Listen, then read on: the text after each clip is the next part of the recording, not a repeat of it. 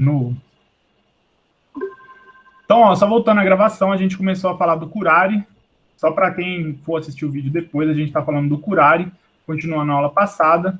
O curare é a molécula que partiu de origem natural pelos índios, e eu estou contando a história do curare baseado nesse artigo aqui que eu encontrei, tá? Voltando aqui, então, ó, o curare, ele era extraído pelos índios através de um ritual misterioso, tá? E olha lá o ritual como é que era, né? Então, ó, fragmentos eram colocados com água em uma vasilha e submetidos à cocção. O que a gente tem que lembrar, gente? Que o curare, ele é uma molécula aí, ó, daqui a pouco a gente vai ver, mas ele é uma molécula polar. Se ele é polar, permite que você consiga extrair ele com solventes aí polares, né? E um exemplo de solvente polar aí que a gente gosta de ver é a senhorita water, né? A água. Por isso, então, que eles conseguiam aqui, ó, né? Quando eles faziam essa cocção aqui, né? Eles conseguiam extrair ali o curare, a molécula da planta pela água. Se ele fosse um composto apolar, não conseguiria. Vocês sabem o que é a cocção? Quando se diz cocção, o que é? Escreve para mim aí. Cocção. Não sabem? Oh my goodness, vamos lá. Cocção, boa, é perto aí, Paulo, de cozinhar, né? Cocção é um método de extração que você coloca ali, né, a plantinha junto com a água e deixa o trem ferver, tá bom? Cocção é esse que você deixa a água ferver. Vamos falar aqui, eu estou colocando grifa-texto, né? Tem dois tipos de processos aí, ó. Tem um que você coloca, vamos já dar um parênteses aqui, você coloca a água no becker, ferve a água, deixa ela 100 graus Celsius, desliga o fogo, tá? Ou seja, se eu colocar aqui calor aqui, eu vou colocar aqui calor, eu não vou ter calor, então a temperatura vai começar a cair, coloco as folhinhas lá dentro, tampo e deixo as folhinhas ali com a água fervendo, diminuindo a temperatura mesmo, tá? Deixa esfriar com a folha lá. Isso é um método de extração. E o outro, você tem que fazer o quê? O outro, você coloca o trem fervendo aqui e bota fogo lá, adiciona calor e deixa a água cozinhando, né? Cozinha com a coisa lá, fica esquentando com a planta em si, tá? Esse método que fica cozinhando com as plantas aí, com os pedaços e fica fervendo ainda com as plantas, é usado quando você quer extrair produtos naturais, por exemplo, de partes duras da planta. Partes duras, tá? Como que, por exemplo, deixa eu apagar essa parte aqui, como caule. Deixa eu apagar o curare aqui.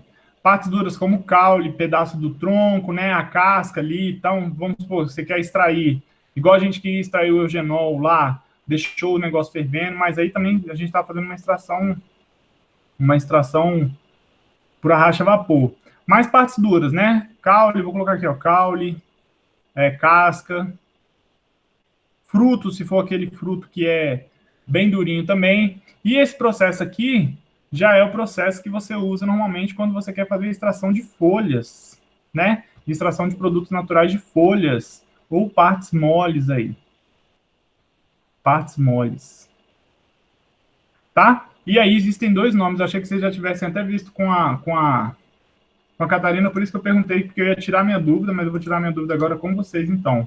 Porque cocção é o que você faz, cocção, e o outro nome não é cocção, é cozinhar mesmo.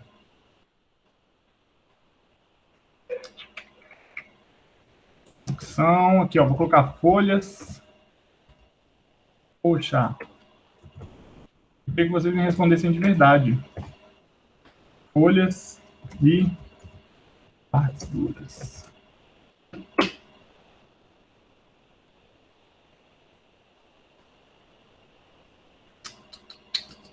Ó, aqui, ó, vamos lá. Vou entrar em qualquer site aqui. Eu odeio esses sites Portal Educação e aquele outro Brasil lá que sempre contamina. Sempre que você quer pesquisar qualquer coisa, entra nessas merdas de site. Mas vamos lá. As folhas mais duras, maior de água em ebulição, encurtando o tempo de... Ó, em qualquer quantidade, usar então excepcionalmente panela destampada para que volatile... Não falou nada, galera. Eu quero lembrar o nome do outro, porque um é cocção. Vocês viram isso, sabe aonde, eu acho? No... Esse passei direto também não acha nada.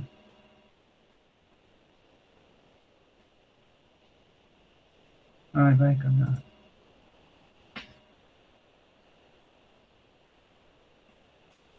O povo do terceiro período, do segundo período, uma vez respondeu para mim.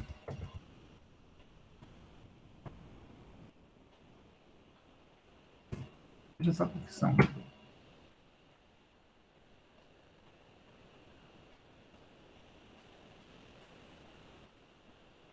Então, apreensão do vapor, cozimento.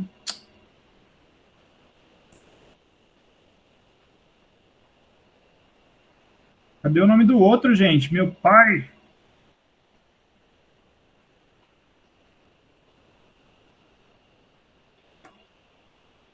Vou escrever aqui, ó.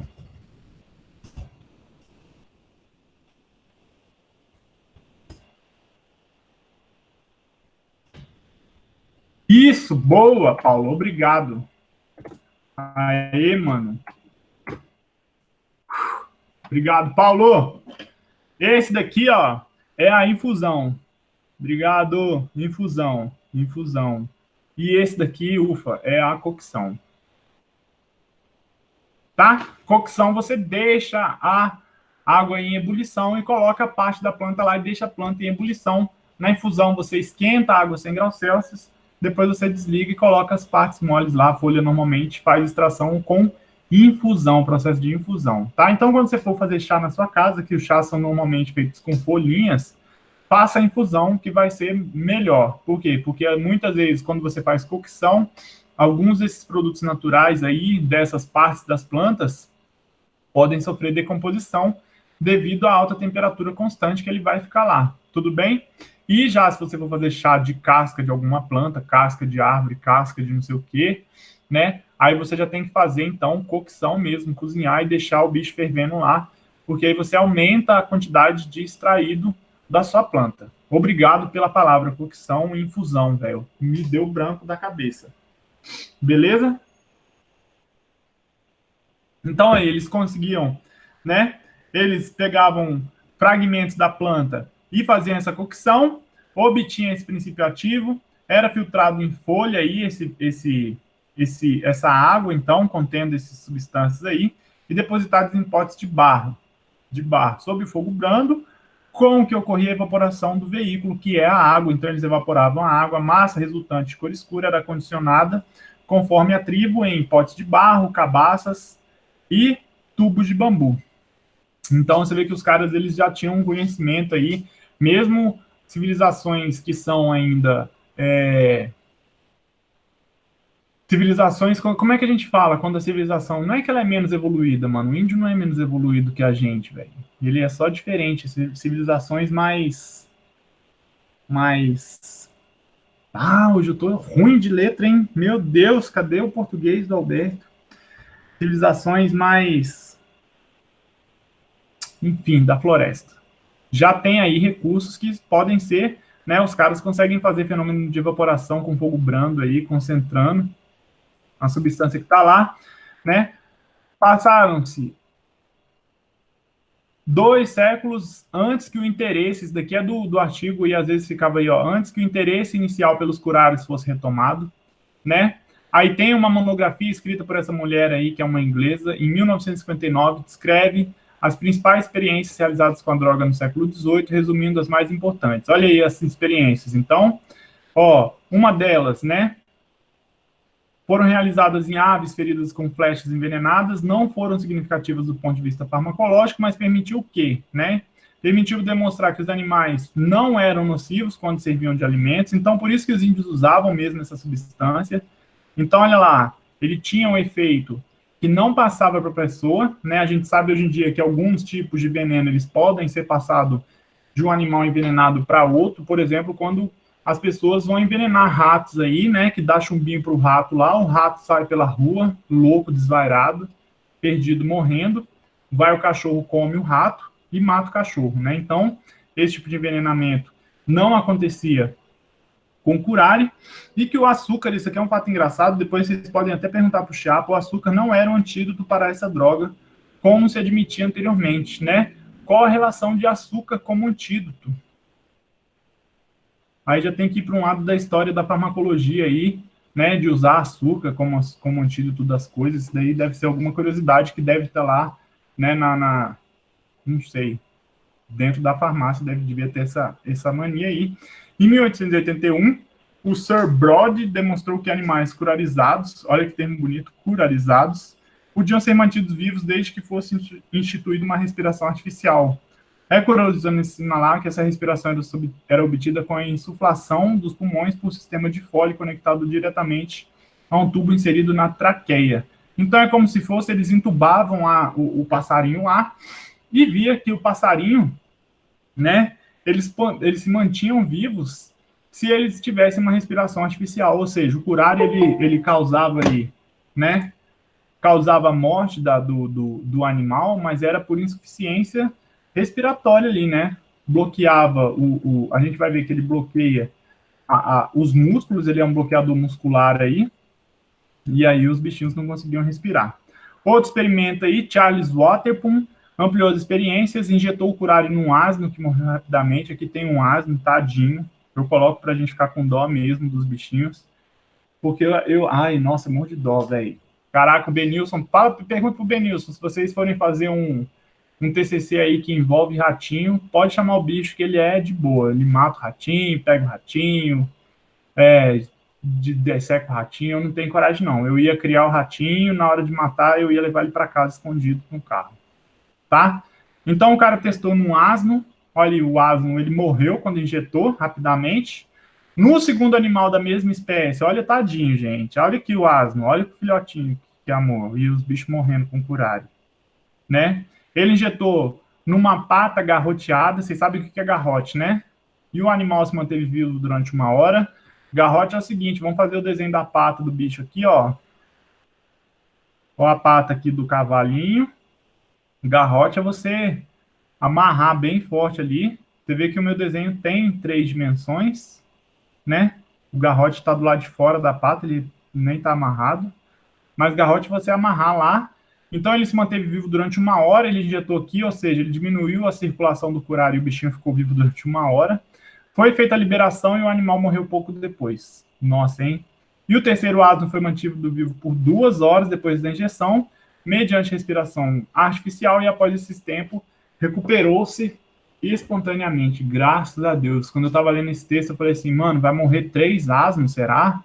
Morreram só 2, tá, gente? O primeiro morreu de vez, o segundo foi com garrote, o terceiro ele ficou fazendo respiração e aí ele não morreu igual o outro já tinha visto com passarinho. O que eu não entendo é, se ele já viu com passarinho que tem que ter respiração, por que ele já não fez respiração no burrinho, coitado, desde a primeira vez?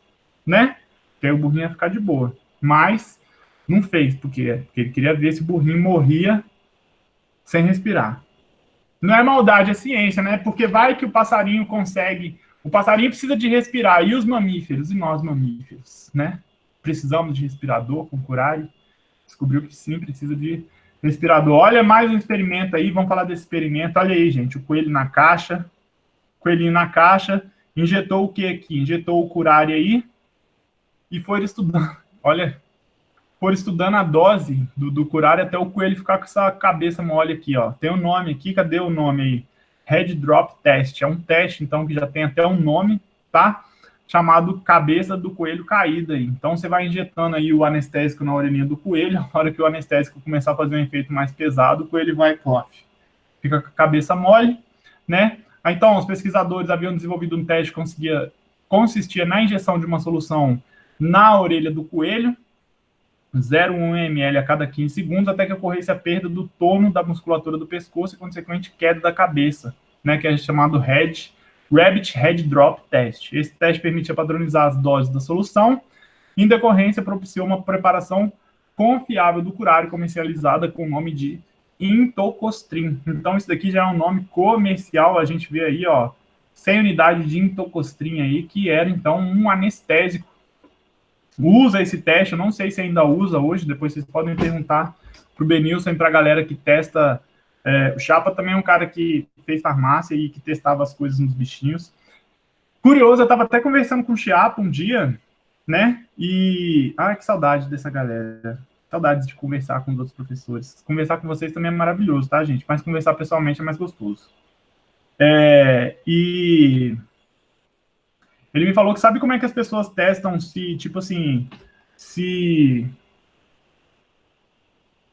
o ácido é nocivo à vista, assim, tipo assim, causa irritação nos olhos, se um ácido que foi, sei lá, descoberto, e qual é a se ele ficar sendo inalado tanto tempo, o que vai acontecer com... Véi, eles testam isso nos coelhinhos, gente. Ele pinga ácido no olho do coelhinho e vê lá. Pinga ácido no olho do coelhinho, puf. Ficou cego? Ficou. Então, esse ácido, ele causa aí irritação, dano grave nos olhos. Pinga, ficou com o olhinho vermelho, causa só uma leve irritação ocular. Tu acredita? Vocês acreditam? Fazem esse tipo de testes. E eu não sei, né, como é que tem que fazer. Acho que um dia a gente vai evoluir a um ponto que a gente consiga inventar sei lá, inventar um tecido ocular de mentira numa placa de Petri e fazer o teste naquele olho de mentira, que não tem vida, só um olho de mentira, né? Com células tronco aí, para parar de fazer essas coisas aí, mas enquanto isso a gente tem que fazer. Tá? Então, o Intocostrin foi, Gui, o Intocostrin foi esse medicamento aí que conseguiram dosar a dose do curare aí com esse teste da cabeça do coelho. Você vê também que a pessoa que desenhou esse coelho é uma pessoa que sabe desenhar, né? Tá aparecendo eu um pouco. Cabe 5 coelhos aqui dentro da caixa, mas o coelho vai ficar com a cabeça de fora. Se eu fosse coelho, eu ia ficar escondido lá no fundo. Aí o produto foi oferecido para o médico aí, o Hovenstein, anestesiologia da Columbia Medical School, para ser testado. Ele determinou, né, para o paper aí, o nome do cara é paper, não é papel, em inglês é paper mesmo, um dos seus assistentes que experimentassem 2 pacientes que estavam sendo anestesiados com éter. Por quê, gente? Porque a galera antigamente ia fazer cirurgia e toma ali éter aí, né? Hoje em dia a galera fica cheirando aí éter no carnaval, antigamente a galera cheirava para fazer cirurgia mesmo. E os efeitos observados foram tão intensos que a recuperação exigiu cuidados prolongados, ou seja, os caras ficaram lá chapuletados e teve que ter mais cuidado do que precisava. Então eles não gostaram muito porque é mais fácil às vezes a pessoa cheirar éter. Dessa forma, não foram considerados convincentes, igual eu falei, não gostaram muito. O Harold, que havia assistido a fita sobre Tocrozin no encontro, resolveu realizar o teste no hospital. Então deve ter uma fita sobre esse encontro aqui. Depois aí, se a galera quiser procurar pela web sobre esse encontro, mas eu acho que não vai encontrar porque é uma coisa velha, antiga, né? Resolveu realizar um teste no dia 23 de janeiro.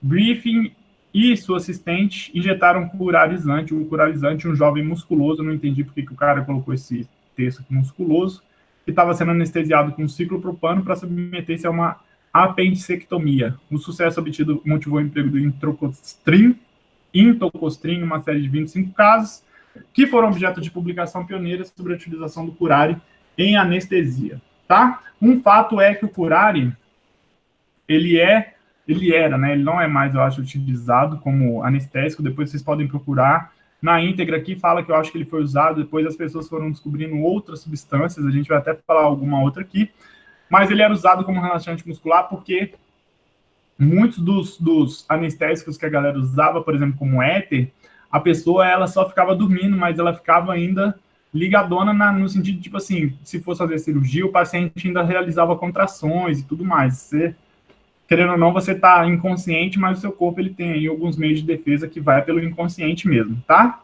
E aí foi usado como anestésico, principalmente para cirurgias abdominais, que a galera falava que tinha um problema a mais. Não entendo muito com relação à cirurgia, se é mais difícil fazer uma cirurgia abdominal do que uma cirurgia... Não, é mais difícil, né? Mas se tem problema de anestesia mais difícil, eu acredito que tenha também, do que se você for fazer uma cirurgia na perna, por exemplo, né? Se é mais fácil anestesiar uma perna do que...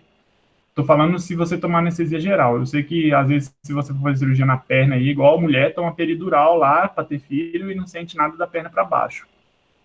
Mas, enfim, né? Descobrindo que o curare era bom aí. O curare tem essa molécula que a gente já viu algumas vezes, cloreto de tubocarina. Tem uma amina aqui. Logo, se ele tem uma amina na molécula, qual é a classe desse medicamento aqui, gente? Qual a classe desse medicamento? Começa com al, igual ao Alberto. Alcaloides. Alcaloides, Mércia. Eu já ia perguntar para Michelle, formiga andando aonde, gente? Porque tem umas formigas aqui na minha parede mesmo, mas é que você está falando quando toma peridural, né?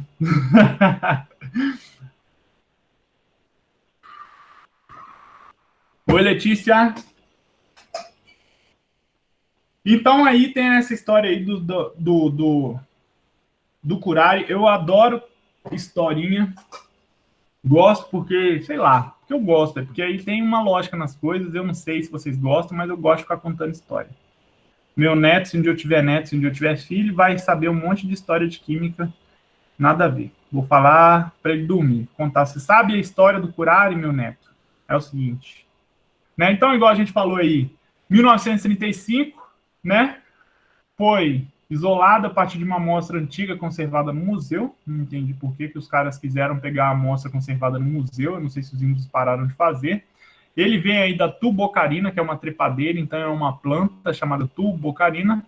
E o nome que deram aí, cloreto de tubocarina, porque com certeza se ele é um cátion aqui, ó, ele vai ter um íon contra íon aqui, que vai ser, então, 2 cloretinhos felizes aí, né? Como a gente falou, é importante ele ser solúvel, foi isso que permitiu os índios conseguirem extrair ele por cocção.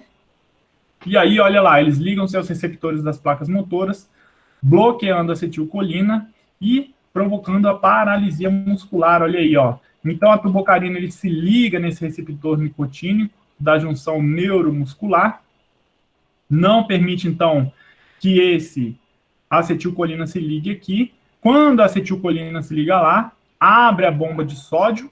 Quando abre a bomba de sódio, permite a despolarização. Por quê, gente? Porque lembra, né, que as nossas bombas de sódio e potássio, elas ficam mandando para fora sódio e internalizando aí potássio, né? Elas mandam embora 3 sódios e internalizam 2 potássios e acaba que você fica aí com a sua célula aí. Aqui a membrana celular, eu tô com um pouco de preguiça de fazer colorido. Deixa eu só fazer aqui mudar de cor, agora que eu consigo mudar rápido. Você fica com uma carga negativa dentro e uma carga positiva para fora. Com a abertura desses canais aqui, você vai permitir que aconteça o quê? Eu mudei a cor da caneta, mas não mudou nada. Uai, por que não tá mudando mais? Vou chorar, meu povo. Uai, tá de sacanagem.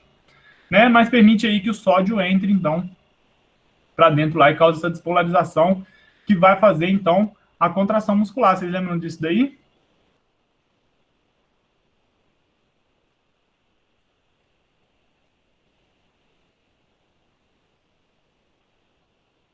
Agora, gente, eu tenho uma dúvida aqui. Não estou conseguindo mudar a cor da caneta por aqui. A alegria de pobre dura pouco mesmo, né? Porra. Não consigo. Uma dúvida aqui.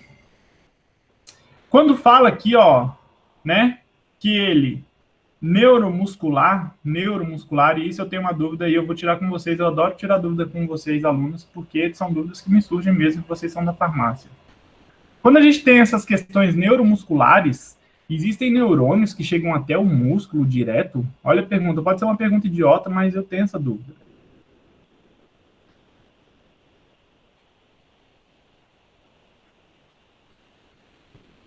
Ai, gente, isso aqui estava funcionando até agora há pouco. Existem? Agora voltou a funcionar. Aí.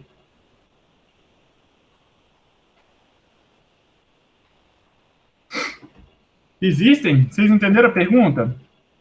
Porque é o seguinte, olha lá, eles ligam-se a receptores das placas motoras, bloqueando a acetilcolina e paralisando, provocando a paralisia muscular. Aqui a gente tem um receptor nicotínico, junção neuromuscular.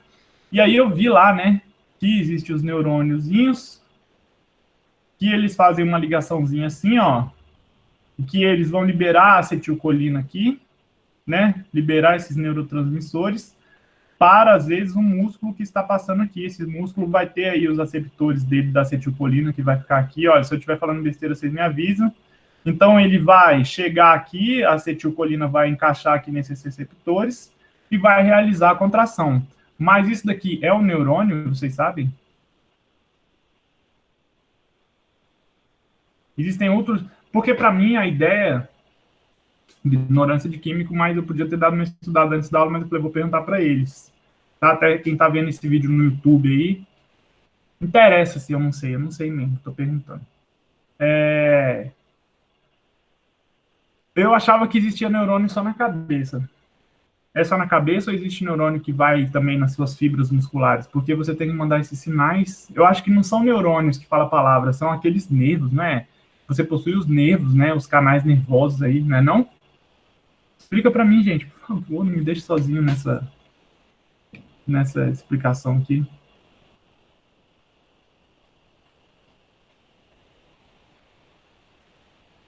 Chama neurônio, às vezes a gente chama nervo de neurônio, é isso? Nada, galera. Poxa vida. Ah, dá para mudar aqui. Agora voltou, arrumou. Gui falou que tem sim no músculo. Mas é neurônio que chama? É músculo? É nervo?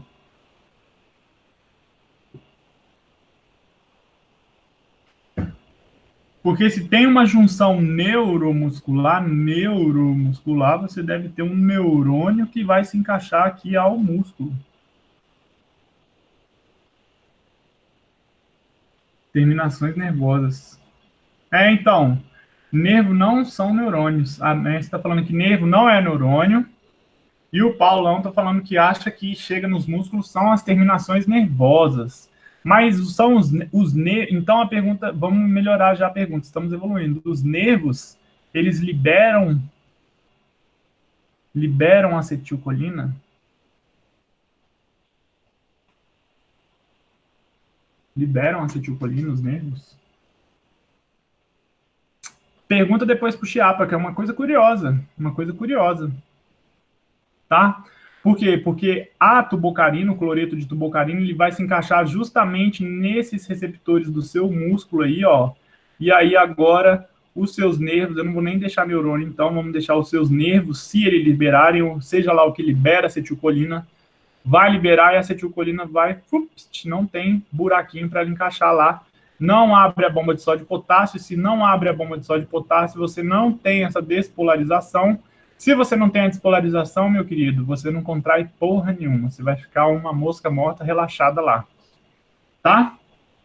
E é por isso aí que a galera usava o curare como anestésico aí. Depois vamos pesquisar, depois dá uma olhada, pesquisa, manda lá no WhatsApp lá para mim, lá no WhatsApp de vocês. Falou, professor, quem libera acetilcolina são os nervos ciáticos. Mentira, nervo ciático é jeito de falar. Nervo ciático só serve para dar dor no frio, não é no frio que dá dor? Outra espécie aí, ó, também das trepadeiras, é utilizada na fabricação aí de curarizantes, substâncias curarizantes, que é esse alcaloide aí, cetoxiferina aí, derivado do triptofano. Ó a molequinha de triptofano aqui, parece um aminoácido, né?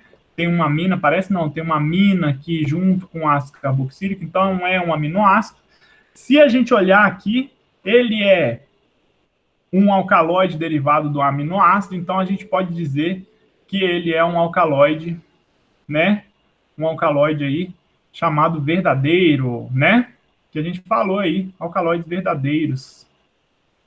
E tem também depois os protoalcaloides, que eram aqueles abertos, e tem os fake alcaloides, que eu não lembro o nome deles lá, mas que eles não são derivados de aminoácidos. Esses daqui são difícil encontrar aqui, né? É difícil você encontrar o triptofano. A gente consegue encontrar esse anelzinho aqui de 5 membros aqui. Adoro tentar procurar essas coisas na molécula, mas eu não consigo ver.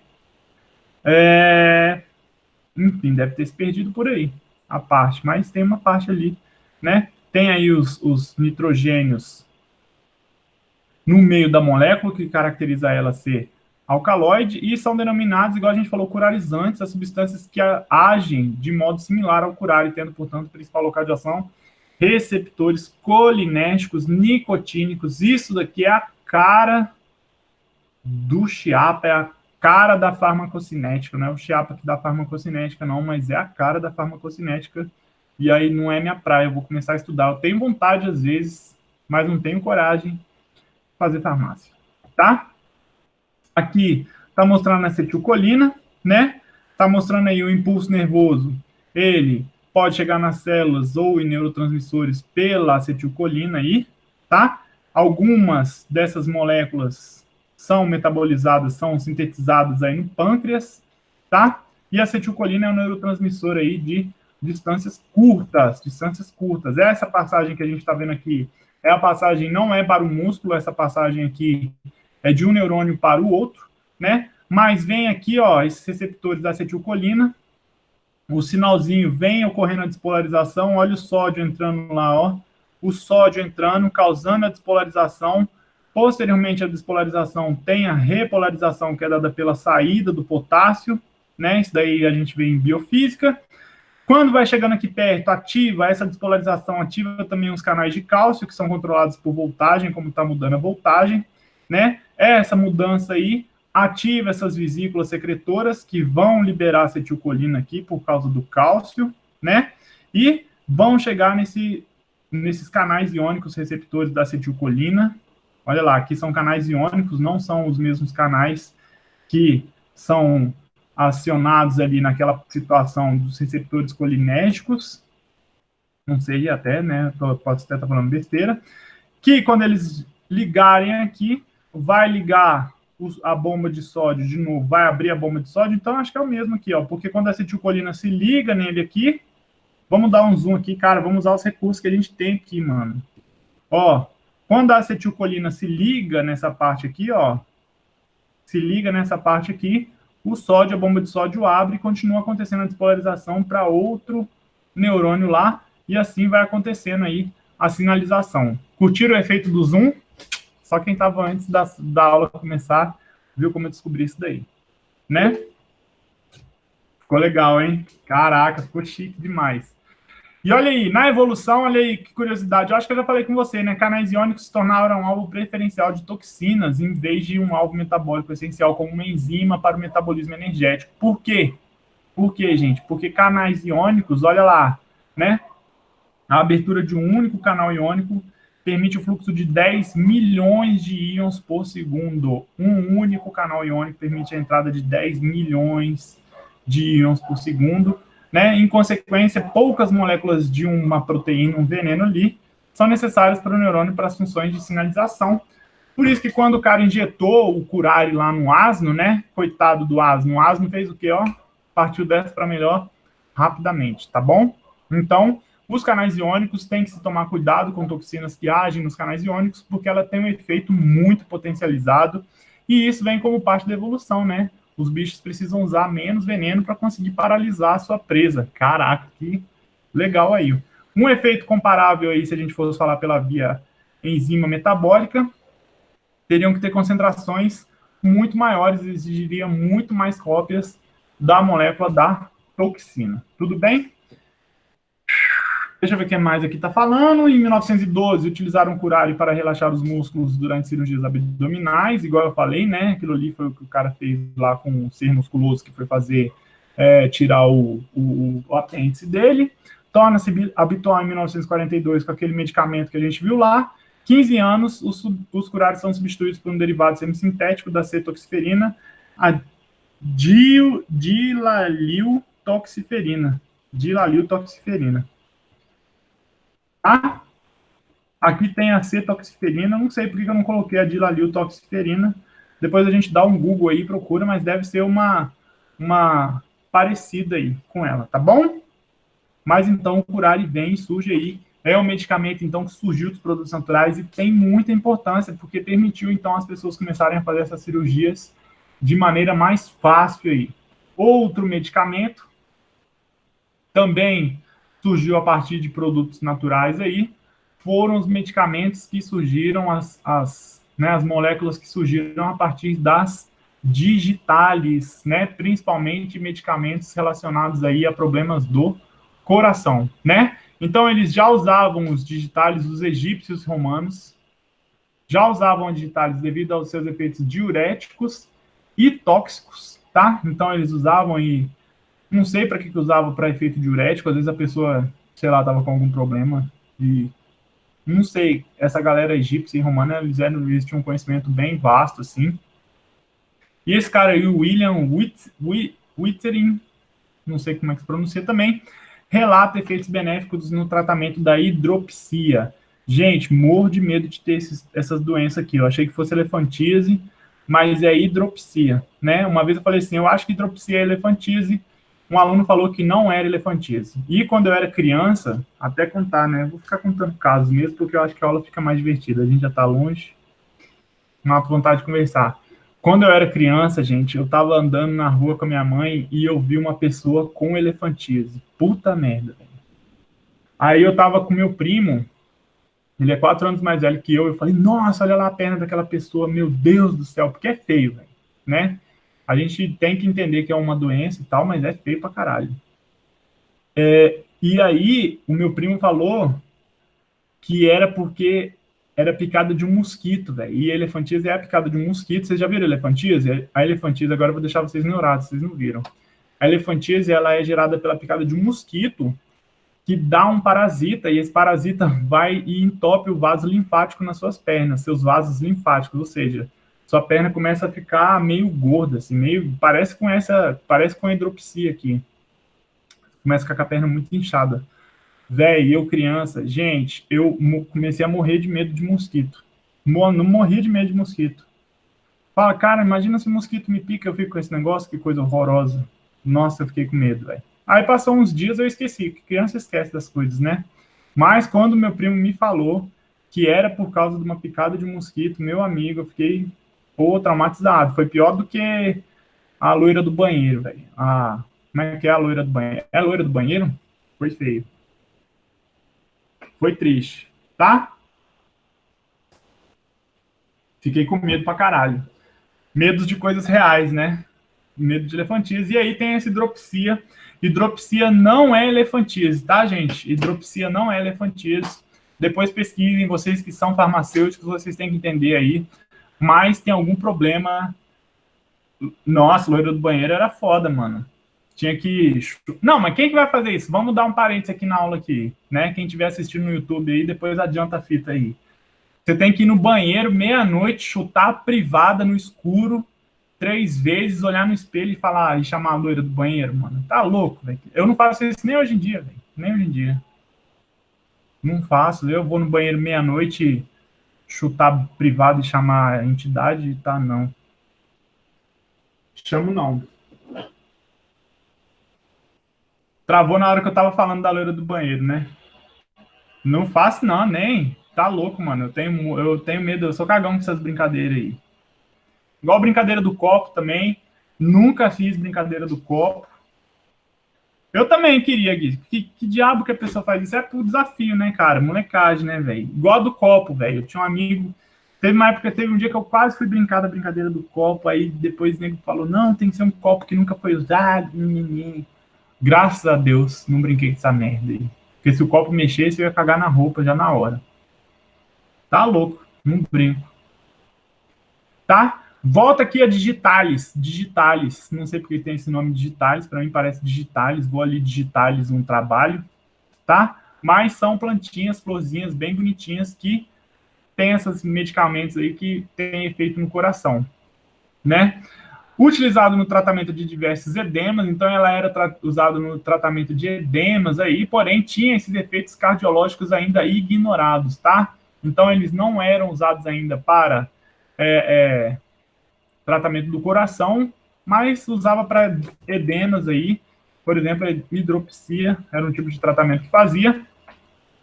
E aí o John Ferrier, em 1799, finalzinho do século XVIII, descobre os efeitos desse medicamento sobre o coração. Com certeza, gente, se a gente procurar sobre a Digitalis, vai ter a historinha de como que o cara descobriu isso daqui, deve ser super legal, adoro história das moléculas, mas eu falei, não vou ficar colocando tanta história, porque senão a galera vai cansar, né? Outras funções aí das digitales, das moléculas geradas por essas digitales, é que ela combate a loucura, porém pode levar a uma certa intoxicação que leva a náuseas, vômitos e perturbações visuais aí, tá? Tem uma galera que diz que Van Gogh, aquele pintor que não tinha orelha, que namorou... Vocês sabiam que o Van Gogh namorou a mulherzinha da sobrancelha só? Como é que é o nome dela? A Frida Kahlo? Van Gogh namorou a Frida Kahlo um tempinho. Dizem que ele tomou digitales numa época aí. Eu acho que no filme da Frida Kahlo tem ela namorando ele. Frida Kahlo era mó...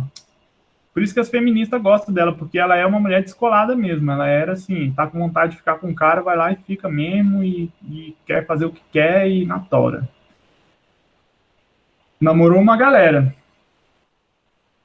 Eram épocas diferentes. O Gui tá falando que eram épocas diferentes. Eu achava que eles eram de época... Ué, pode ser, às vezes o Van Gogh já era um velho, né? Não sei. Eu não sei, né? Se o Van Gogh era mais velho que ela, mas procura, pesquisa depois. Mas dizem aqui, ó, que o Van Gogh teve uma época que ele começou a pintar muitos quadros amarelos, tá? E depois ficaram sabendo que ele tomou aí medicamentos contendo digitales, e uma das coisas que a digitales causa é cor amarelada na visão. Aí a pessoa começa a ter perturbação visual de enxergar as coisas meio amarelas, e dizem então que esses quadros meio amarelados do Van Gogh é da época que ele estava meio ficando doido, tomando digitales. Gente, tem uma criança chorando aqui perto do meu prédio que tá demais aí, é chato. Ó. Você consegue escutar? Nossa senhora. Berreiro da porra. Chorar não tem problema, criança chora, mas isso daí é exagerado. Estão falando das digitales aí, ó. A digitales contém glicosídeos cardiotônicos, aqui é o exemplo do glicosídeo cardiotônico, né? Chamados cardenolídeos, esses daqui são muito importantes. Claro, eu acho que esse nome cardenolídeo já vem, né, de ele mexer com a questão cardíaca, então você vê que já tem um cardio aqui no nome aqui, já deve remeter a coisas do coração. Formados por essa glicona, esqueleto comum a esteroides com diversos substituintes, entre as quais uma lactona. Gente, de novo, olha aqui os anéisinhos aqui, ó, que a gente ficou falando na aula passada, várias horas. Mas as duas crianças que estão chorando na sua casa são teus filhos, né, Mércia? Não ligo criança chorar, mas tem uma aqui que ela chora, gente. Eu achei, quando começou a chorar, eu achei que ela tava morrendo, velho. É uma coisa assim... Ah, sabe aquelas crianças que deitam no chão do supermercado e fica berrando?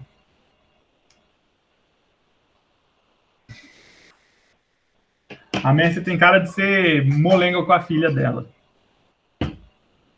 Hoje eu tô batedor de papo, vocês repararam, né?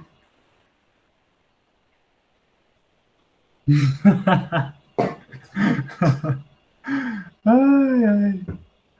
Mércia, você bate no seu filho, Mércia? Não escreve sim, não, porque senão vai ficar registrado aí no YouTube. Isso, não. Tá vendo, gente? Não bate. A Michelle falou que bate. Ah, meu irmão, eu apanhava um monte da minha mãe. Tomava umas chineladas, uma cintada e foi de boa. Cartigo. Tem também, eu também acho que tem que dar umas taquinhas às vezes. Mas, bom, enfim, isso daí não vamos entrar na discussão. Hoje eu tô conversador, gente. Qualquer coisa, me bota no foco da aula aí, tá? Volta aqui na Digitales, olha aí, né? Essa galera aqui, igual a gente falou, olha o anel esteroidal aí, ó, anel esteroidal. Gente, viu aqui, 3 anéisinhos de 6 carbonos, né? 3. E um de 5 aqui, ó, é o quê? É esteroide, velho. É esteroide. E é uma planta, então, que produz, querendo ou não, um esteroide. E ainda tem aí a lactona aqui, ó, a gente vê a lactona, que é esse éster cíclico, tá? Isso daí vai ser a lactona.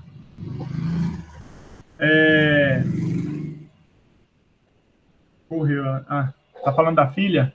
Olha lá como é que eles fazem os digitais. Agem na membrana impedindo a enzima. Então, é uma enzima ATPase aí que rege a troca de íons sódio e potássio no interior da célula, mais um medicamento que mexe na troca de íons de sódio e potássio no interior da célula, tá? Essa enzima aqui Ela é a enzima, é a bomba de sódio e potássio, se eu não me engano, não sei, né? Essa inibição provoca aumento de cálcio, provocando a contração no miocárdio lá. Regula a contração e diminui a frequência cardíaca. Então, a galera que tem problema cardíaco aí, toma cardenolídeos que são originados de digitalis, tá? Ele tem uma janela terapêutica, olha aí, ó, a dose eficaz, né? E a tóxica é bastante estreita, então a janela terapêutica dele é bastante estreita, sendo usado como substância pura e não como infusão ou extrato. Então não vai tomar chá de digitalis, porque você vai morrer, tá? Ou você vai tomar uma dose errada. Por quê? Porque a infusão, você vai, às vezes, extrair mais, extrair menos, tem planta que tem mais, tem planta que tem menos, tudo bem? Então ele é usado como substância pura justamente por causa da janela terapêutica. Um exemplo aí, ó, de medicamento que tem digitalis é a digoxina, não sei, quem trabalha em farmácia, eu acho que esse que é meio comum aí. Tem até um medicamento que tem até um eletrocardiograma aqui, né, para mostrar que é do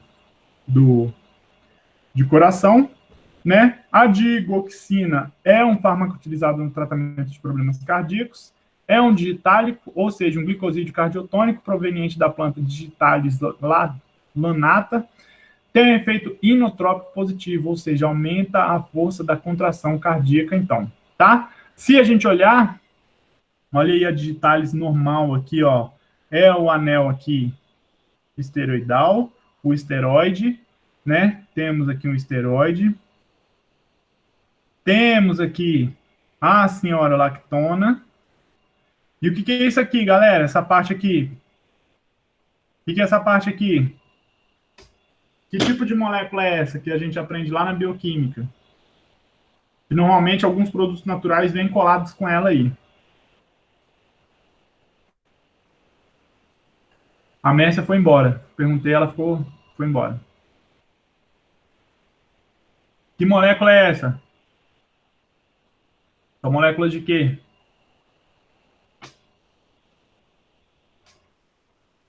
Diz pra mim, diz pra mim. Não sei, não lembro. Vamos lá. Olha aqui, ó. E é, Paulo, carboidrato, tá? Carboidrato, gente, é um carboidrato. São carboidratos.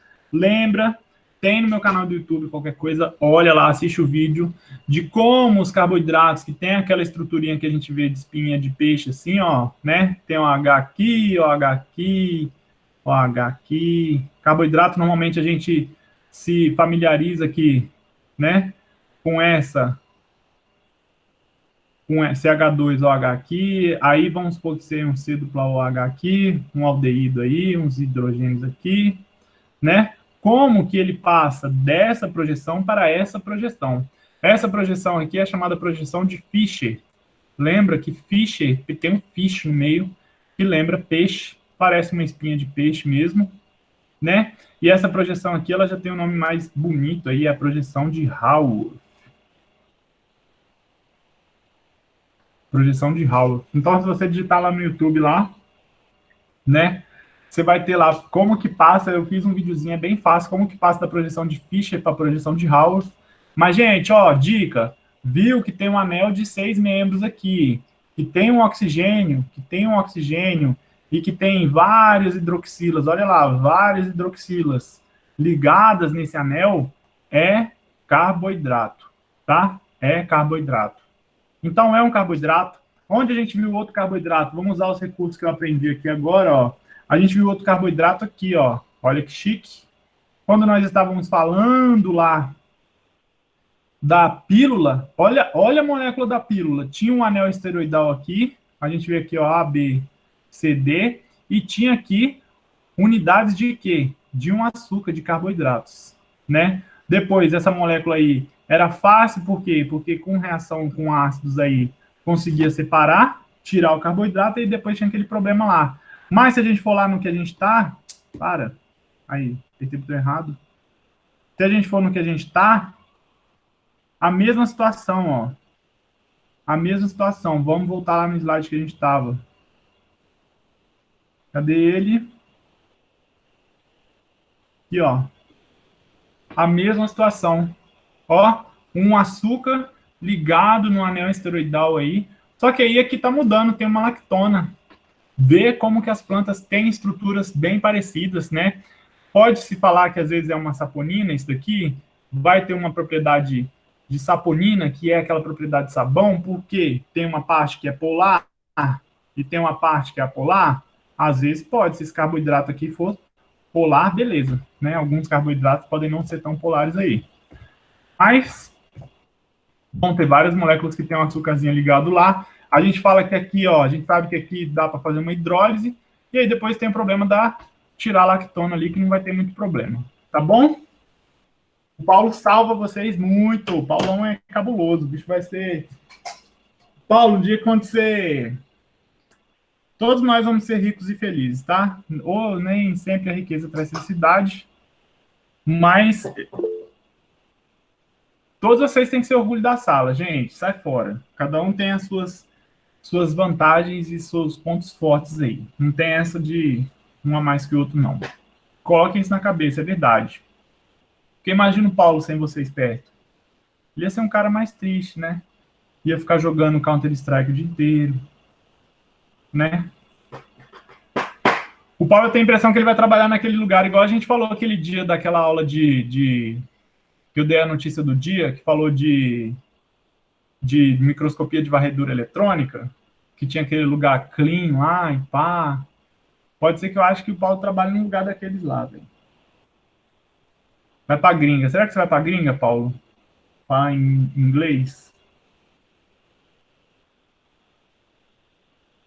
Vai ser radiofarmo? Vou colocar ele no potinho. A Ana Júlia tá falando que vai colocar o Paulo no potinho.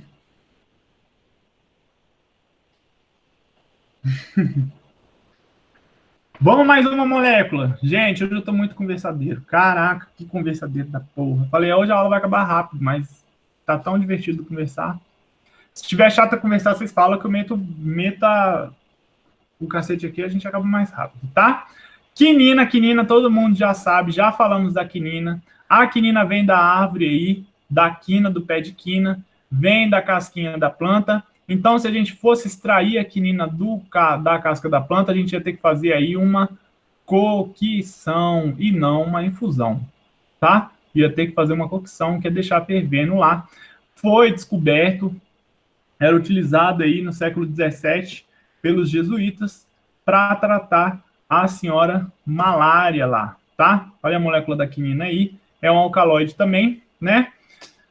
Isolaram o alcaloide da quinina em 1820, então eles sabiam usar. A maioria dos medicamentos é desse jeito, tá, gente? As pessoas sabem usar o produto natural, sabem usar a planta, e depois que eles conseguem isolar, né? Então isso daí é uma coisa que a gente vê muito quando vai descobrir novos medicamentos. São quando a gente fala de etnofarmacologia, né? Que é você pesquisar ali uma população, ver o que eles tomam. É uma maneira muito eficiente de você descobrir novas substâncias, né? Tem a substância, é uma das substâncias mais ativas contra a malária. A gente entrou aí no assunto da quinina várias vezes, falando da cloroquina, né? Que parece um pouco a quinina, mas a cloroquina ela é sintética, já não tinha muito a ver. Marcou uma etapa essencial na utilização de infusões ou extratos de chinchona. Aí aqui, ó, chincona, né? Aqui está infusões ou extratos. Eu acredito que isso daqui seja extraído por cocção, tá? E eu usei a palavra infusão aqui só por força do hábito. Apesar de substituída, continua sendo usada como amargo e antidiarreico, tá? Ou seja, ela combate aí a diarreia. E o teste de amargor é realizado em comparação à solução do cloridrato de quinina. Gente, é o seguinte, cloridrato de quinina, sabe água tônica? Alguém aí gosta de água tônica? Sabe aquele gosto de água tônica? Vocês já tomaram, né? Quando você toma e que sente aquele amarguinho no final, que fica aquele trem na boca, aquilo lá é causado pela quinina. Toda água tônica tem quinina, tá? E quem tiver curiosidade, um dia pega uma água tônica aí, água tônica, pega a água tônica e coloca ela na exposição aí da luz negra. né? A água tônica em exposição à luz negra aí, ela vai brilhar, vai brilhar. Deixa eu ver aqui, a vantagem da gente ter internet é essa, né? Vamos abrir o... Ah, vou ter que... Travou.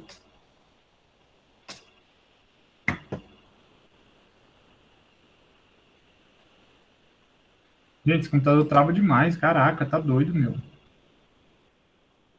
Trava toda hora, velho. Ó, água tônica, luz negra. Vou botar no Google Imagens aqui, ó. Olha aí, ó. A água tônica, ela brilha na luz negra justamente por causa do sulfato de quinina, tá? O sulfato de quinina, ele é chamado aí um fluorófilo. Ele é uma molécula que brilha quando sofre excitação por luz ultravioleta. Obrigado, Google. Olha aí que bonitinho. Aqui tem, ó, mostrando o desenho. Né? Então ela acende, ela fica azulzinha dessa cor aí, justamente por causa da sua quinina que tá ali, que causa isso daí, tá? Normalmente o que causa isso é muito legal mesmo. O que causa isso são anéis rígidos, que quando eles sofrem excitação aí, ó, né? Eles sofrem excitação ultravioleta, eles não conseguem dissipar a energia que eles absorvem dessa radiação muito por vibração, por torções e tudo mais. Porque a célula, quando ela é excitada, os elétrons são excitados, eles podem fazer essa... E o elétron volta, né? O elétron, ele é excitado e ele volta, normalmente, nem sempre ele vai emitir aí luz, né? Nem sempre ele vai emitir radiação na forma de luz. Por quê? Porque essa energia ela pode ser dissipada na forma de uma torção, de uma vibração. Como algumas partes da molécula são rígidas aí, normalmente moléculas rígidas que têm ligações π, elas tendem a ter uma certa fluorescência intrínseca a ela, porque ela não consegue dissipar essa energia por vibração, ou por torção, ou por alguma coisa, e aí quando o elétron retorna ao seu estado fundamental, essa energia sai na forma de luz. Essa luz costuma ter uma energia mais baixa do que a radiação absorvida, por isso que dá aí a luz azul, dá a luz de outras cores, amarela, vermelha e tudo mais, tá bom? Olha aí. Um médico alemão obteve melhores resultados no tratamento de taquicardia adicionando quinina às preparações de digitalis, então os caras começaram a ver que dava para tomar as duas juntas, tá? Era adicionado anteriormente com o propósito de diminuir a falta de apetite causada pela digitalis, então a galera tomava quinina para conseguir aumentar o apetite, ou seja, a água tônica dá fome, se você for no rodízio, peça água tônica, que vai aumentar a sua fome aí, e foi substituída no tratamento de ritmo cardíaco por outro alcaloide, a chinchona, a quinidina, de chinchona ou chincona, eu acho que é chincona, tá? Vou falar chincona, que é a quinidina. Olha a quinidina aqui, ó. A quinidina é vizinha aqui. Se a gente tiver quinina, a gente tem esse R sendo um éster. Se a gente tiver a quinidina aqui, ó. O que está mudando? Vamos lá olhar aqui. Ó, metila quinidina. E aqui tem a quinina. 8R, 8S. É só um isômero mesmo, hein? Olha aí, ó. Aqui tem uma metila, um oxigênio com um éster aqui. Aqui também tem 8 éster. Agora o que entra aqui, ó, são esses carbonos aqui, ó. R e S, ó. R.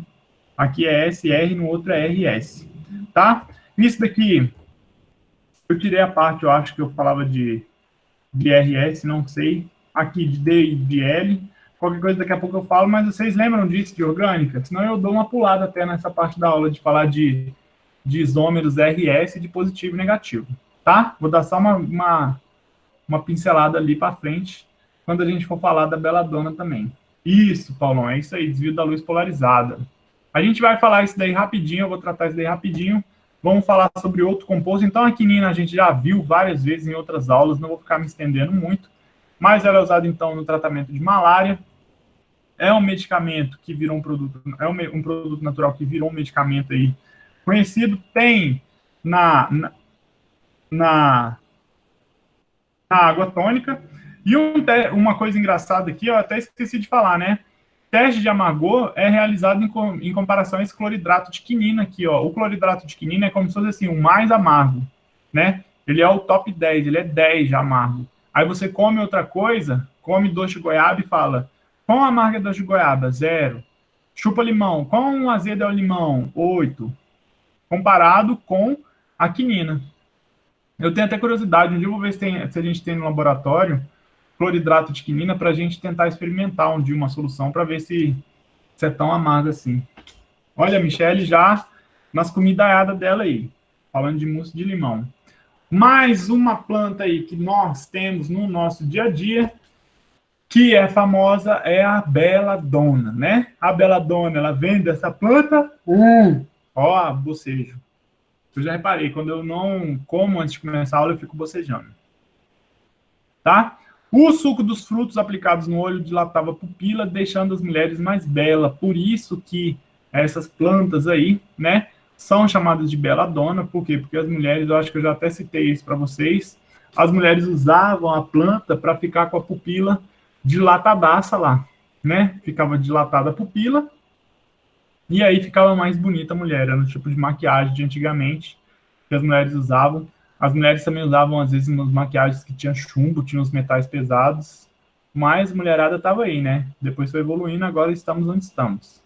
Em doses fracas, ela é utilizada como sedativo e espasmolítico, ou seja, ela faz com que a pessoa não tenha espasmos aí e fique aí sedada.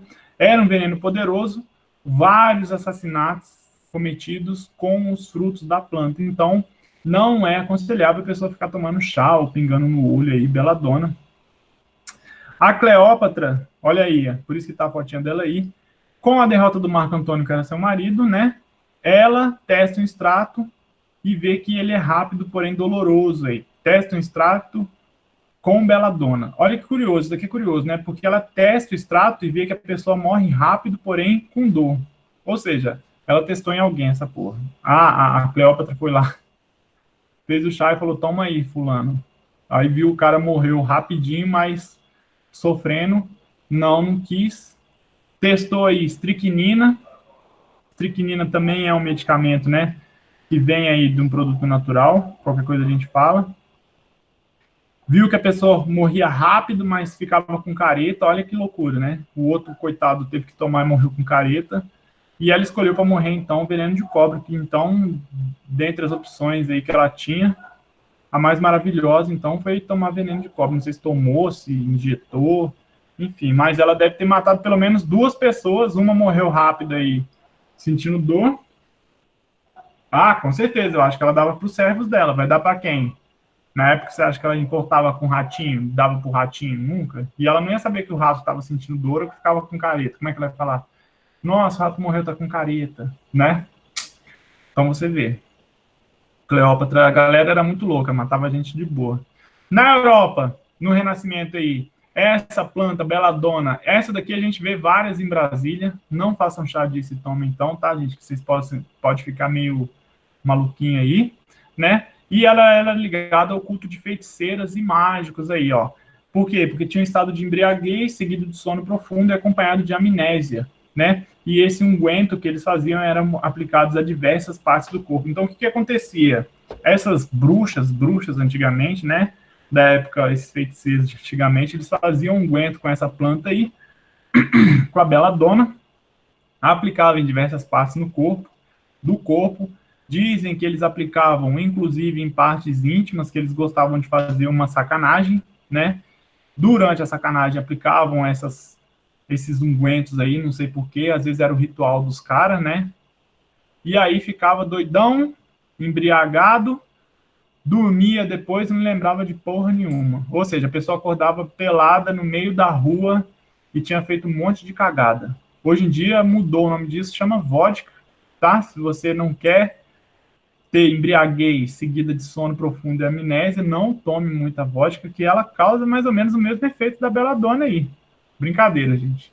Né? Mas então as pessoas... E aí as pessoas atribuíam isso não à beladona em si, né? Atribuíam a, tipo assim, nossa, o feitiço funcionou mesmo. Eu virei na noite passada lá, a pessoa achou que era um lobo, ficou correndo no meio do mato, e acordou no meio do mato e acha que era um lobo, mas não lembra de porra nenhuma. Tá? Mas dizem que eles aplicavam nas partes íntimas esse unguento aí. Eu acho que era para fazer sacanagem, só pode ser.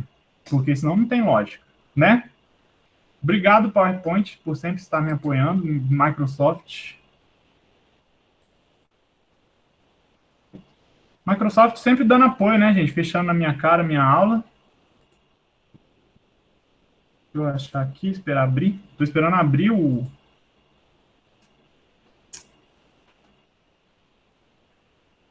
Poxa, cansou. Ué, tá aqui, ó.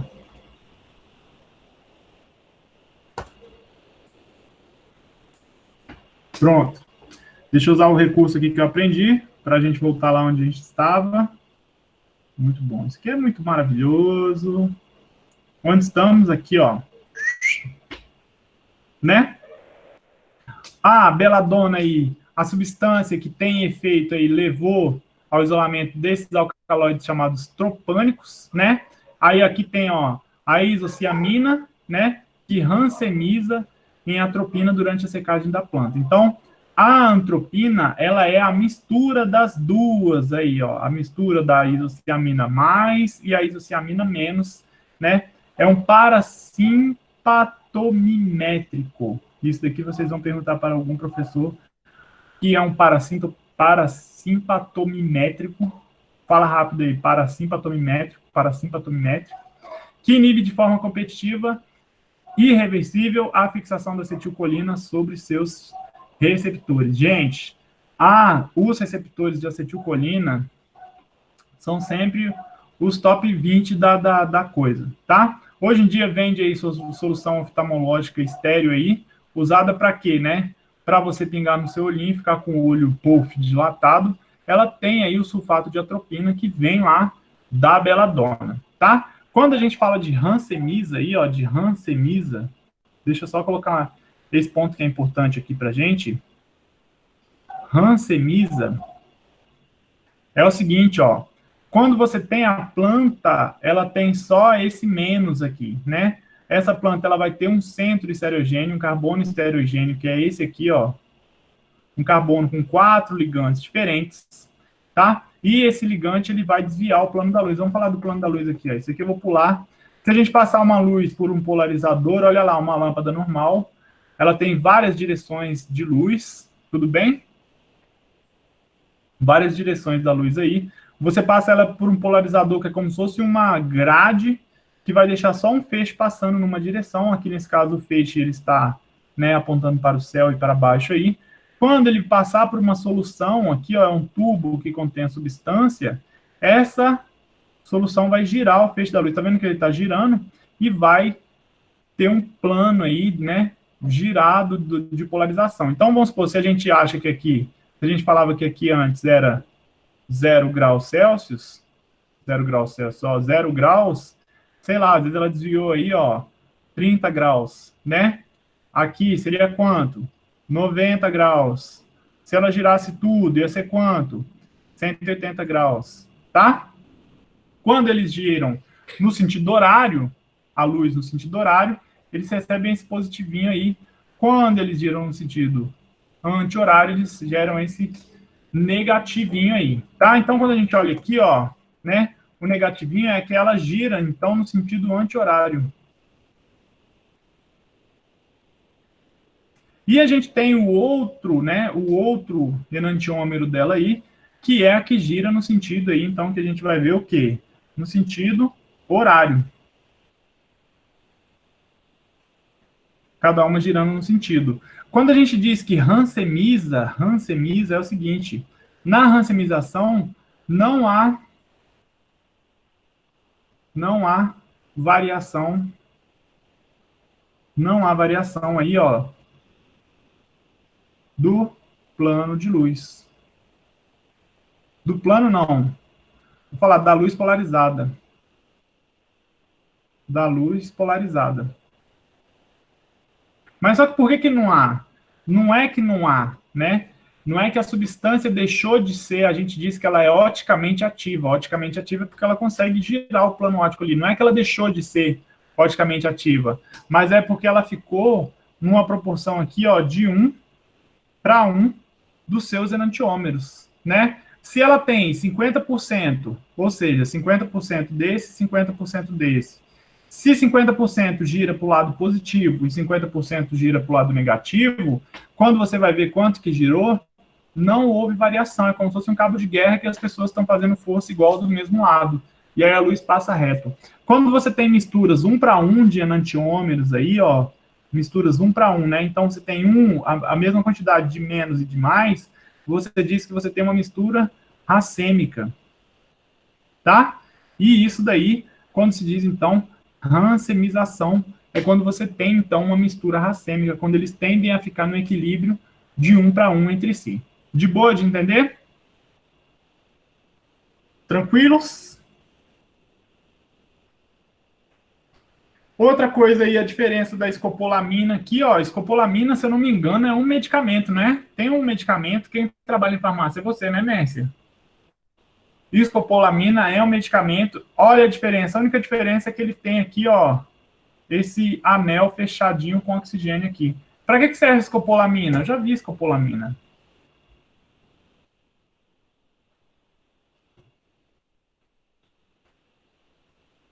Para que serve escopolamina, Mércia?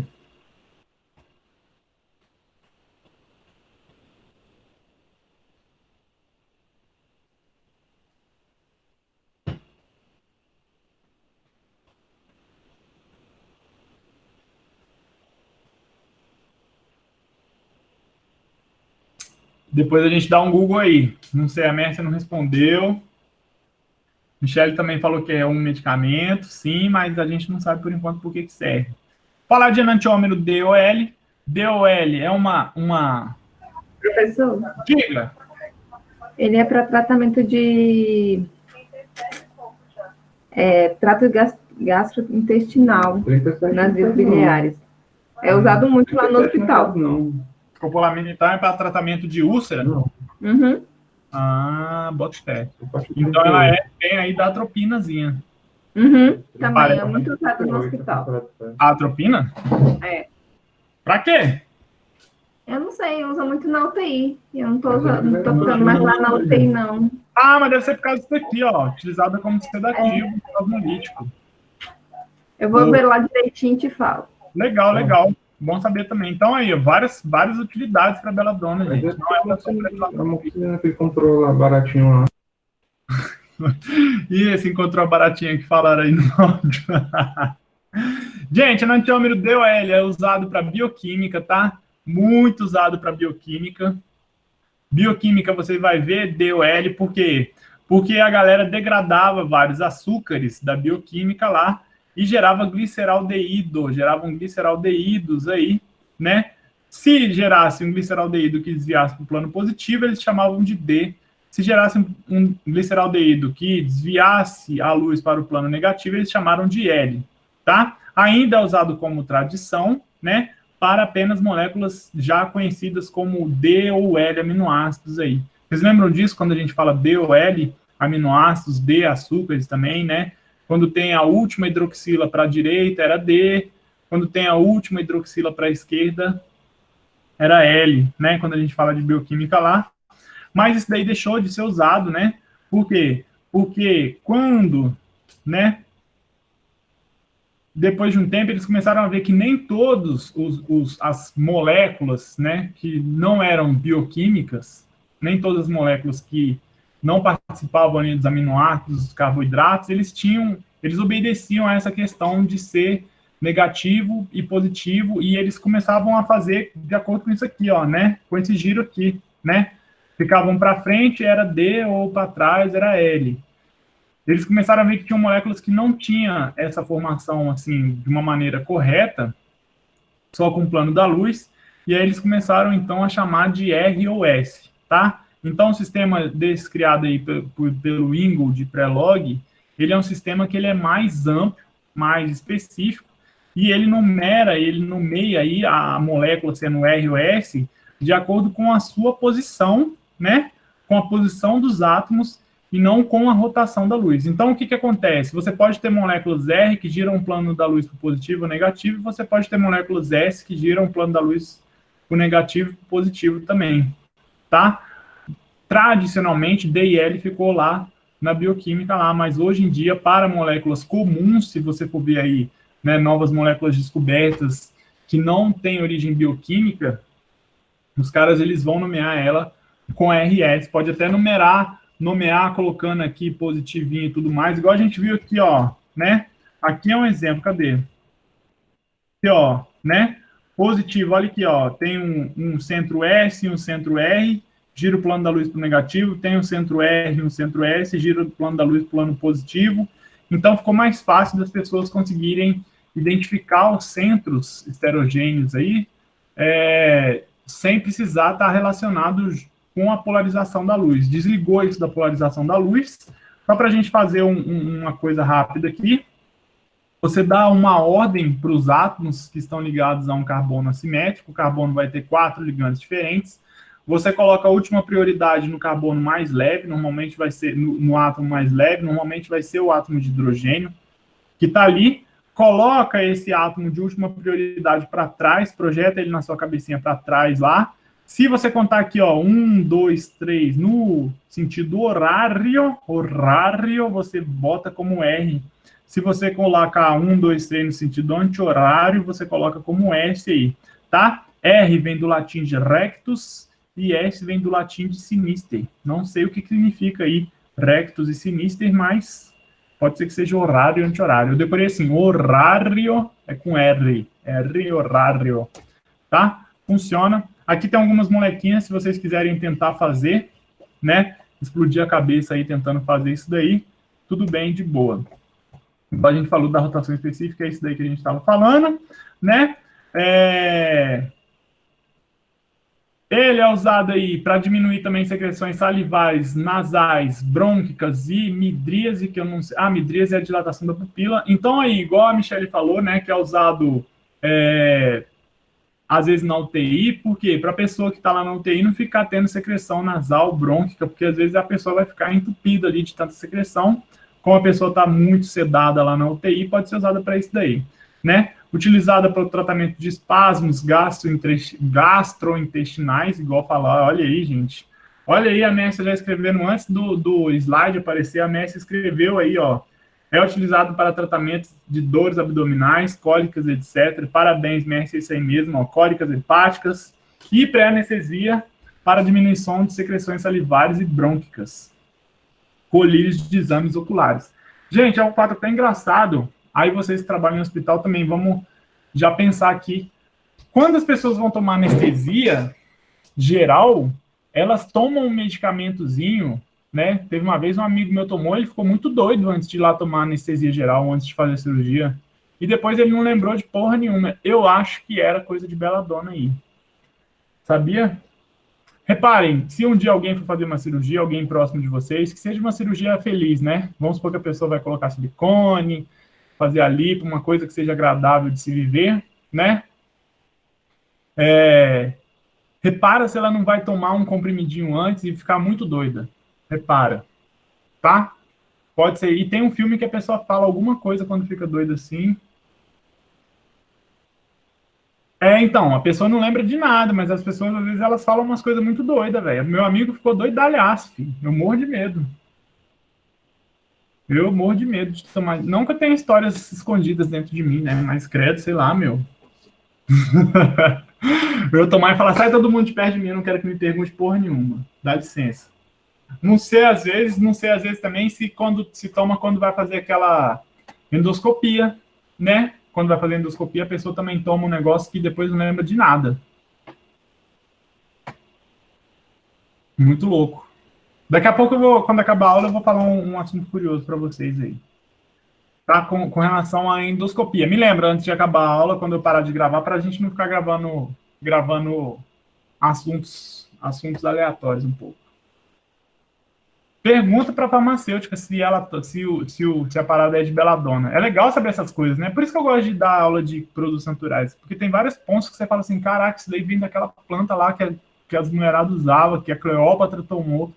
Cleópatra tomou não, né? Ela deu para os caras tomar e viu que o cara sentia dor antes de morrer e não tomou. E aí, ó, as atropinas também, elas são antídotos em caso de intoxicação por muscarina e quando você se intoxica também por pesticidas organoclorados, que são inibidores de acetilcolinesterase. A acetilcolinesterase é uma enzima, olha aí, ó, que é uma enzima que quebra a acetilcolina em colina e acetato, tá? Quebra a acetilcolina aqui, ó, tá vendo que tá quebrando nesse... Vamos procurar aqui. C-O. Ela tá quebrando perto desse nitrogênio aqui, tá ficando, acho que é aqui, né? É meio que aqui, ó. Quebra aqui, ó. Né? Ela quebra essa molécula aí, quebra a acetilcolina, então você não tem mais acetilcolina. Você precisa dessa acetilcolinesterase aqui para você não ficar produzindo acetilcolina loucamente. Se você toma um inibidor de acetilcolinesterase, o que vai acontecer?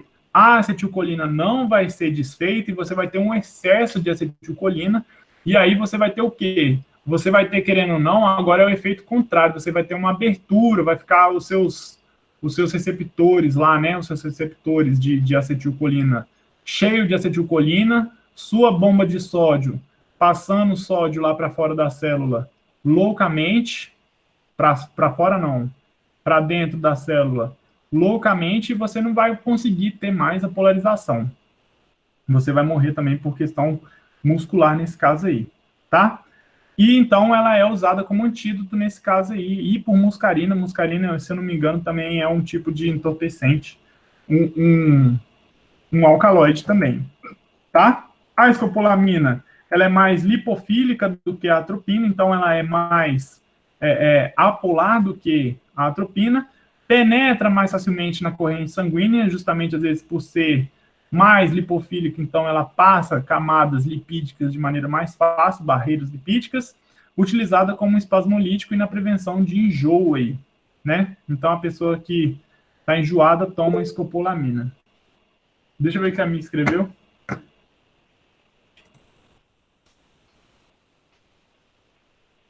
Demora até.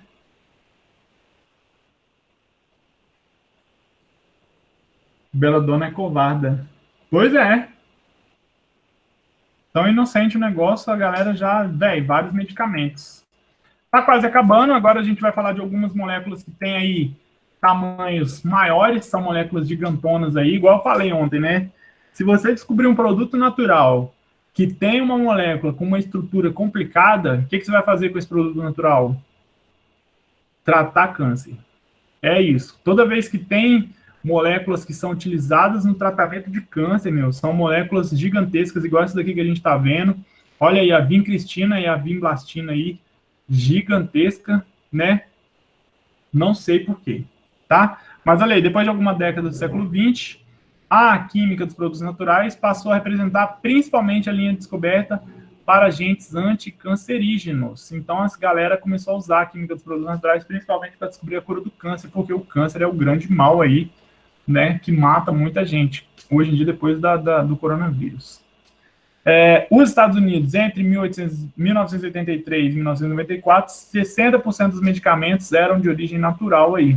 Então, grande parte dos medicamentos, aqui a gente tem um exemplo aí, moléculas gigantescas, impossíveis de serem sintetizadas em laboratórios, eram usados para esse tratamento aí, né? Aqui tem um derivado sintético aqui, ó, da vimblastina aqui, que é esse chamado vinorelbine, né? Tem esse nome comercial aí, ó, navelbine, foi desenvolvido para o câncer de mama. Então, a molécula é essa. O que está mudando aqui? O que está mudando é que aqui era um H nesse nitrogênio, aqui está um CH3, ó. Olha esse nitrogênio aqui, ó. Eles colocaram um CH3 aqui, né? Na vincristina, esse R é um H e na vimblastina é um aldeído. Aqui eles trocaram por uma metila ali, tá? Outros fármacos aí, esse daqui, né? O paclitaxel, conhecido como Taxol, foi isolado nos anos 1960, a partir da casca dessa arvorezinha que dá esse frutinho bem bonitinho. Eu queria até ver uma vez isso daí de verdade. Totalmente muito difícil de sintetizar, olha o tamanho dessa molécula aí, né?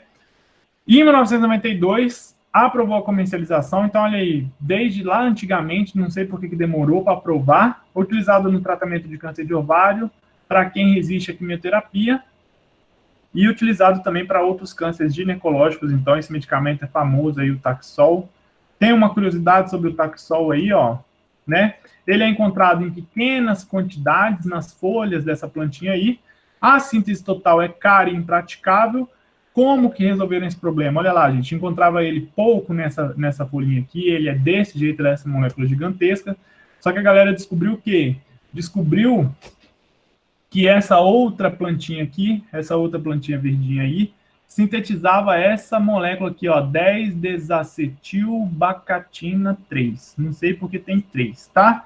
Mas tem esse nome aí, 10. Olha lá, se a gente olhar essa molécula aqui, ele podia ser usado em 3 passos aqui, então tinham 3 passos para se criar o paclitaxel. 4 passos ainda, né? 4 passos. O último passo era colocar ali. Se a gente olhar aqui, ó, essa parte da molécula, ela se assemelha muito a essa parte inteira aqui, ó. Né? Olha lá. Tem um anelzão ali, meio esquisito, fundido aqui, com um carbono passando por cima e 2 metilas. Ó, se a gente olhar ali, ó, o carbono aqui passando por cima, 2 metilas. Tem um anel aqui, 1, 2, 3, 4, 5, 6... 7, esse anel de 7 aqui, ó, mesma coisa, ó, 1, 2, 3, 4, 5, 6, 7, é a mesma estrutura, porém só tá faltando o quê? Só tá faltando esse pedacinho aqui, por isso que então eles colocavam esse pedacinho aí, ó, essa parte da molécula, que é essa partezinha aqui, que não se parece muito, mas que parecia aí, né? Isso é uma maneira, então, de você fazer uma semissíntese, quando a gente vê lá, é uma síntese, é como se fosse uma síntese a partir de um produto natural, né? É um biosintético intermediário biosintético aí, e ele era presente em grandes quantidades aí, ou seja, resolveu a questão de fazer o Taxol lá. Se a gente olhar naquelas classificações que a gente colocou no começo da aula, vamos lá nas classificações do começo da aula, agora tem essa... Travou. Bah, que alegria, muita alegria. Espera destravar. Meu Deus do céu. Só falta fechar de novo.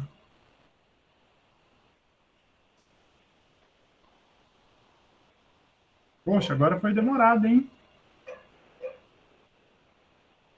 Que é isso, mano? Ah, tá que pariu.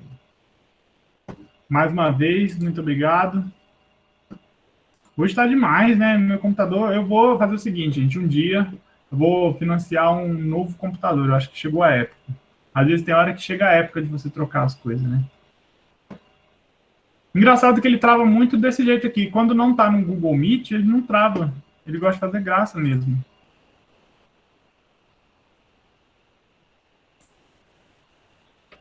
Então aqui, ó, onde a gente estava falando, na parte inicial ali, ó, se a gente olhar, é uma molécula, ó, que ela foi encaixar aqui, ó, ela é derivada de um produto natural, né? Entra dentro dessa parte aqui, ó, que tá aqui, ó, nos 320,21%. 320,21%. Não entendi essa porcentagem louca deles, não.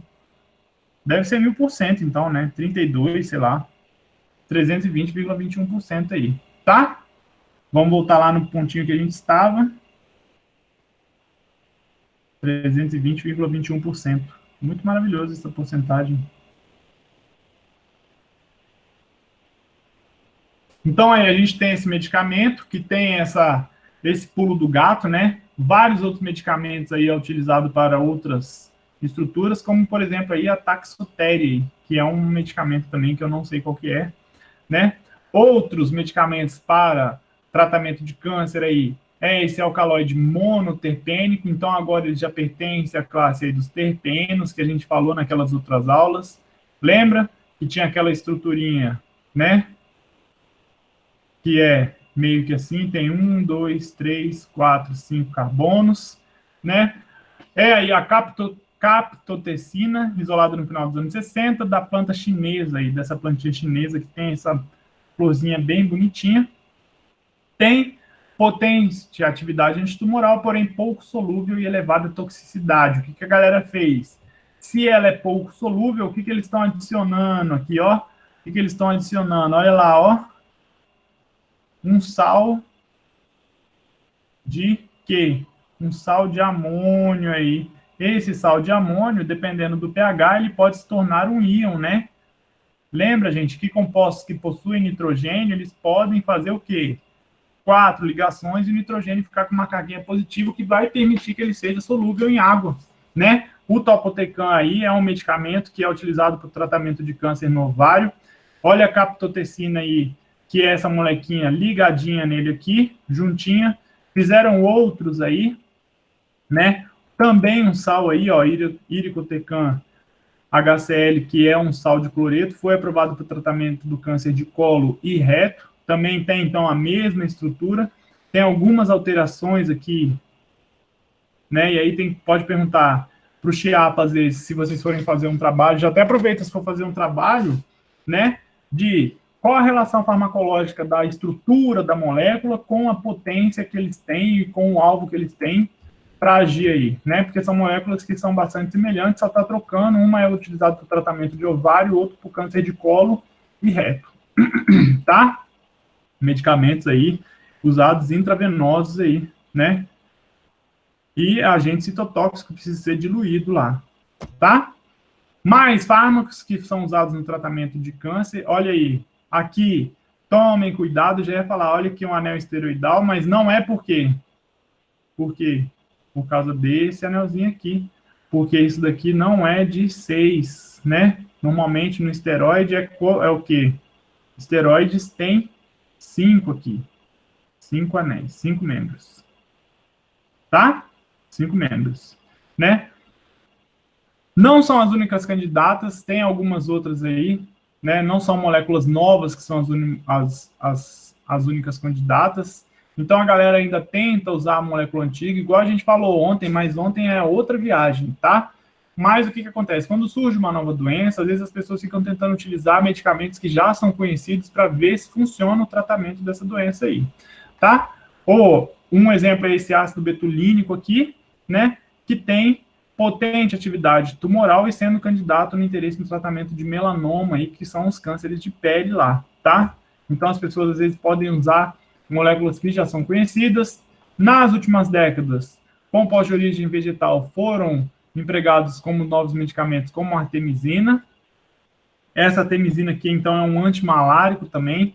Ao invés da quinina que a gente viu, pode-se usar a artemisina, aí, ó, isolados por cientistas em 1972, né? Essa planta é utilizada há mais de 2.000 anos na China. Existem vários estudos, eu estava lendo aí até, quando eu vou fazer a notícia do dia, de pessoas que estão dizendo que conseguem ter o tratamento do corona através da medicina tradicional chinesa, né? Os chineses, eles têm essa famosa medicina tradicional deles, que tem muitas plantas, muito conhecimento, e eles dizem que conseguem tratar aí o coronavírus com essa medicina tradicional lá. Algumas pessoas tratam aí por essa coisa tradicional, mas não tem dados ainda descobertos, tá? Utilizado aí para tratamento da malária e um antipirético, né? Mas tem problemas devido à sua polaridade. A polaridade é problema, gente, porque é insolúvel em água, né? Se é insolúvel em água, já gera aí a questão de dissolução do medicamento, tá? Síntese de derivados, incluindo os ésteres aí e carbamatos. Então, aqui a gente tem, eles tiram essa dupla O aqui, ó, né? E trocam por, aqui nesse caso, virou uma cetona, pode continuar sendo uma outra cetona, pode ser esse grupo bem grandão aí, né? Que são variantes dessa molécula aí, para e a classe de sesquiterpenas e lactonas. Se a gente olhar a lactoninha aqui, ó, né? Ó a lactona, que é o éster cíclico ali no anel, tá? Para finalizar, o último slide, o mais curioso de todos, né? Que em 2013, olha aí que legal, um artigo publicado pela Angevin Chemie International Edition, né? Descobriu o quê? Que uma planta africana utilizada para o tratamento de dor contém quantidades do tramadol obtido por síntese em 1977. Então, o que os caras fizeram aí, ó? Eles descobriram em 2013, uma planta que tinha a molécula sintetizada em 1977. Esse, até o momento, eu não sei se deve ter outros aí, mas se tiver outros eu desconheço, é o único evento que primeiro foi sintetizado uma molécula e depois foi descoberto um produto natural semelhante, igual àquela molécula lá, né? Olha aí, ó, as duas moléculas totalmente iguais, né? E aí é um caso que ainda tem um certo debate, ainda tem uma certa curiosidade, porque os caras, eles não sabem se o químico que sintetizou esse analgésico aí, ele já sabia da existência do tramadol natural e fingiu que não sabia e sintetizou a molécula, ou se ele sintetizou mesmo a molécula, né? Mas é o único relato que primeiro surgiu o produto sintético e depois descobriram um produto natural aí, que tinha a mesma molécula do sintético. Muito louco isso, né? Em 2013 aí. Tramal, é isso aí. Conhecido como tramal. Tramal é forte, não é? Então aí, ó, aqui é o artigo, eu peguei só a cabeça do artigo para a gente colocar aqui. Ocorrência do analgésico sintético tramadol numa planta medicinal africana. É ótimo. Tá? Então, quando você vê o tramadol aí, o tramal, saiba que o tramadol, ele é um medicamento sintético que foi posteriormente descoberto que tinha lá na plantinha africana. Os africanos faziam utilização da planta como analgésico, foram ver qual era a molécula que tinha lá na planta e era o tramadol. Muito louco, como é que as pessoas conseguem, né? Muito viagem isso daí. E a aula de hoje era essa, é isso. Muito obrigado por assistir a aula. Eu vou encerrar a gravação, não vou embora ainda, mas quem assistiu até aqui, muito obrigado. E vou parar. Ó, a tia tá dando de nada, gente. Até parece.